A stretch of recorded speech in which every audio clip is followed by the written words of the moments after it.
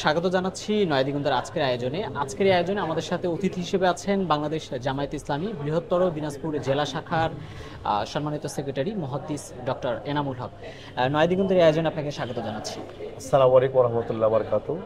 নয়াদিগন্ত এবং এই পরিবারের সবাইকে স্বাগত। দিনাজপুর তো বৃহত্তর একটি উপজেলা এবং 13টি থানা নিয়ে গঠিত, পাশাপাশি এখানে 6টি সংসদীয় আসন রয়েছে।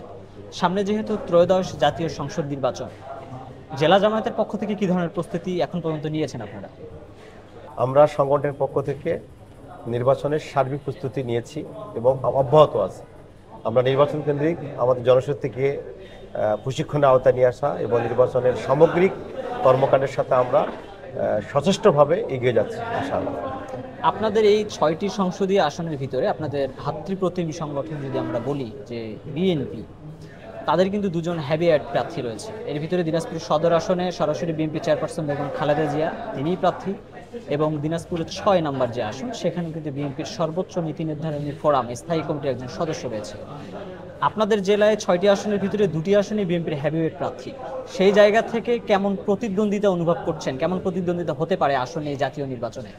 আমরা আশাবাদী, যারা হেভিওয়েট প্রার্থী হিসাবে ইতিমধ্যে ঘোষিত হয়েছে দিনাজপুর সদর আসনে এবং দিনাজপুর 6 আসনে, আমাদের প্রার্থী এই 2 আসনে তারা দীর্ঘদিন থেকে মাঠে আছে। আমরা আশাবাদী হেভিওয়েট প্রার্থী যেভাবে বলা হচ্ছে, আমরা সেক্ষেত্রে উদ্বিগ্ন নয়, আমরা এক্ষেত্রে টেনশন ফিল করি না। দিনাজপুর সদর আসনে আমরা আমাদের প্রার্থী উনি যেভাবে মাঠে ময়দানে তৎপর আছেন, আমরা সেখানেও আমরা সেরকম বিব্রত বোধ করছি না। আমরা আশাবাদী যে আমরা সেখানেও এবং দিনাজপুর 6 বিজয় হবে ইনশাআল্লাহ। গত বছরের 5ই আগস্ট আওয়ামী লীগ সরকারের পতনের পরে আমরা কিন্তু দেখেছি যে জামায়াত শিবিরের উপর একটি গণজোয়ার এসেছে। আপনারাও বিভিন্ন সময় আপনাদের কেন্দ্রীয় দায়িত্বশীল যারা রয়েছে তারা কিন্তু বলেছে। তো সেই জায়গা থেকে বিগত এই 1.5 বছরে নতুন করে আপনাদের কত জনশক্তি বৃদ্ধি পেয়েছে আনুমানিক এই 13টি উপজেলায়? আলহামদুলিল্লাহ, আমরা 5 আগস্টের পরে পরিবর্তিত পরিস্থিতিতে জনশক্তি আমাদের বৃদ্ধির হার আলহামদুলিল্লাহ বিগত যে কোনো সময় চাইতে অনেক ভালো, এবং আমরা আমাদের জনশক্তি বৃদ্ধি এবং আমাদের সংগঠনের কাঠামো মজবুত করার ক্ষেত্রে বিগত সময়েও আমাদের উপরে জুলুম হয়েছে 15.5 বছর। আমরা আমাদের কার্যক্রম থেকে কখনোই আমরা দুর্বল ছিলাম না। সবসময় জনশক্তি বৃদ্ধি, সংগঠন মজবুত করার ক্ষেত্রে আমরা সক্রিয় ছিলাম এবং পরিবর্তিত পরিস্থিতি এটা গতি নিঃসন্দেহে বেড়ে গেছে। এবং সেক্ষেত্রে আমরা আশা করি আমাদের জনশক্তি বৃদ্ধি এবং আমাদের জনগণের আস্থা ভালোবাসায় যে পর্যায়ে আমরা পৌঁছতেছি, জনগণ যেভাবে সহযোগিতা করছেন, সমর্থন দিচ্ছেন, আস্থা রাখতেছেন, আল্লাহর সহযোগী নিয়ে, আল্লাহ তাআলার সাহায্য নিয়ে আমরা আমাদের জায়গায় পৌঁছতে পারবো ইনশাআল্লাহ। এই 6টি সংসদীয় আসন থেকে আপনাদের দল অর্থাৎ জামায়াত ইসলামী মনোনীত যে সম্ভাব্য 6 জন প্রার্থী রয়েছে, তাদেরকে বিজয়ী করার জন্য আপনারা কিভাবে মাঠে কাজ করছেন বা আপনাদের জনশক্তিরা কিভাবে কাজ করছে? আমরা প্রত্যেকটা আসন ভিত্তিক মাঠ পর্যায়ের যারা আমাদের ভোটকর্মী তাদেরকে নিয়ে প্রশিক্ষণের আয়োজন করতেছি। পুলিং এজেন্টদেরকে নিয়ে আমরা কর্মশালা করতেছি। আমাদের নির্বাচনের জন্য যে সেক্টরের যে বিভাগের যাদেরকে নিয়ে এই নির্বাচনের কাজকে এগিয়ে নেওয়ার ক্ষেত্রে আমরা সক্ষমতা আমাদের দৃষ্টিতে, আমাদের অবজারভেশনে, গবেষণায় আসতেছে, তাদের সবাইকে নিয়ে আমরা প্রশিক্ষণের আওতায় আনতেছি।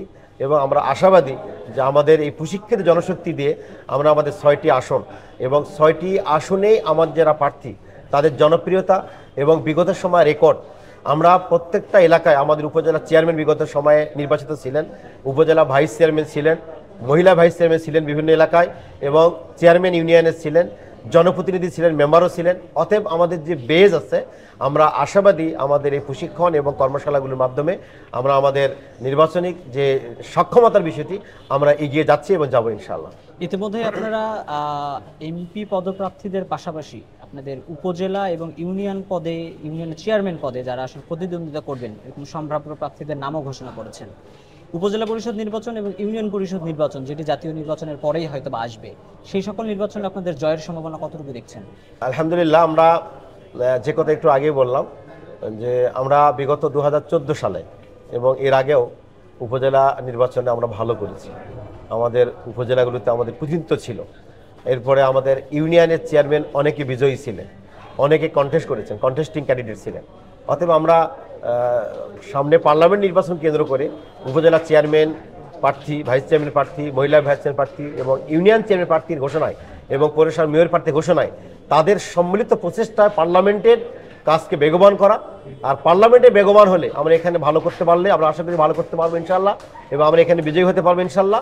তাহলে দেন এরপরের নির্বাচনে অর্থাৎ স্থানীয় সরকার নির্বাচনে উপজেলায় এবং ইউনিয়নে আমরা আশাবাদী আমরা ভালো করতে পারবো ইনশাল্লাহ। আসলে জাতীয় নির্বাচনে এই 13টি উপজেলায় কোনো ধরনের আইন শৃঙ্খলা সংক্রান্ত কোনো শঙ্কা দেখছেন কিনা? জেলা জামাত থেকে পক্ষ থেকে আপনারা কোনো অবজারভেশন আছে কিনা? আমরা এখনো সংখ্যা বোধ করছি না, বাট আমাদের যারা প্রতিদ্বন্দ্বী ভাতৃপ্রতিম সংগঠন তারা যেভাবে যা করছে সারা দেশব্যাপী তা করতেছে এবং দেশবাসী তার সাক্ষী, এবং তাদের যে কর্মকাণ্ডগুলো দেশবাসী ওয়াকিফাত। আমরা আইন শৃঙ্খলা বাহিনী এবং অন্তর্বর্তী গভর্নমেন্টকে সেটাই বলতেছি, লেভেল প্লেইং ফিল্ড ছাড়া নির্বাচন জাতির প্রত্যাশা অনুযায়ী হবে না, এবং যেই বৈষম্যের জন্য এবং লেভেল প্লেইং ফিল্ড এবং সমতার জন্য আন্দোলন হয়েছে, ছাত্র জনতা রক্ত ঝরাইছে, তার সার্থকতা হবে তখনই যখন লেভেল প্লেইং ফিল্ড হবে এবং সবার সমান, সব দলের সমান নিশ্চিত অধিকার নিশ্চিত হবে এবং ভোটাররা নির্বিঘ্নে নিশ্চিন্তে ভোটাধিকার প্রয়োগ করতে পারবেন এবং ভোটটা সঠিকভাবে কাউন্ট হবে এবং সে আলোকে ঘোষণা হবে।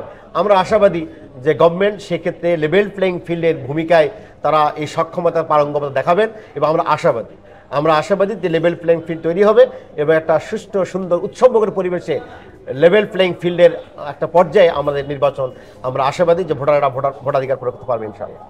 দর্শক, কথা বলছিলাম বৃহত্তর দিনাজপুর জেলা জামায়াতের সেক্রেটারি মুহাদ্দিস ডক্টর এনামুল হকের সাথে। আলোচনা হচ্ছিল সামনে যে ত্রয়োদশ জাতীয় সংসদ নির্বাচন, সেই সংসদ নির্বাচন নিয়ে বৃহত্তর এই জেলার সম্ভাবনা এবং সাংগঠনিকভাবে জামায়াতের অবস্থান সহ তাদের সম্ভাব্য প্রার্থীদের সার্বিক তথ্য নিয়ে আবারও নতুন কোনো আপডেট নিয়ে আপনাদের সাথে যুক্ত হবো। সে পর্যন্ত নয়া দিগন্তের সাথে থাকবে।